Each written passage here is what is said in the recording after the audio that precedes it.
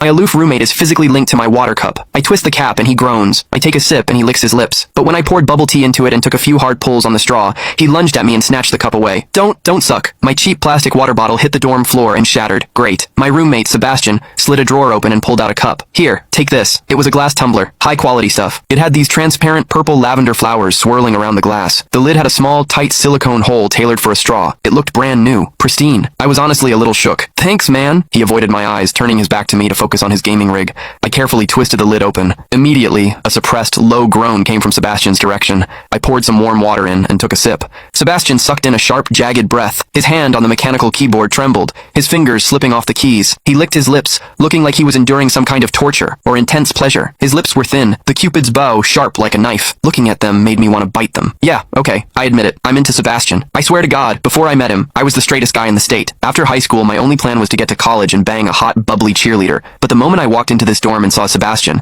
that plan went out the window. 4 years of college and he's the only one I want to mess around with. But I couldn't tell him. No way. I was terrified that if I spilled my guts, we wouldn't even be friends anymore. Because Sebastian is straight. Like, painfully straight. Only 2 weeks ago, he turned down a senior, a varsity swimmer, total stud, who asked him out. After that, Sebastian came back to the room and sat at his desk with a face like thunder for hours. The guy must be a raging homophobe. Maybe it was because the cup was a gift from my crush, but that warm water tasted sweeter than usual. It had a weirdly good aftertaste. I grabbed a straw from my desk and shoved it deep into the hole on the lid. The second I did, a strangled moan ripped out of Sebastian's throat. He bolted up and sprinted into the bathroom. Weird. We were just gaming. Why the hell did he suddenly need a shower? He didn't even grab a change of clothes or a towel. My hearing has always been too good for my own good. Through the thin bathroom door, I heard whimpery, muffled sounds. Soft, hot, suppressed. As a dude, I knew exactly what that sound was. He was jerking off. When I get horny, I usually wait until lights out and hide under the covers like a rat. But Sebastian, it's the middle of the damn day and he just goes for it? Talk about high testosterone. Sebastian is gorgeous. He's got that cold, don't touch me vibe, but his eyes are sharp, almost like a fox. He looks like a priest who's secretly a sinner, tempting as hell. I've heard people say his smile is killer,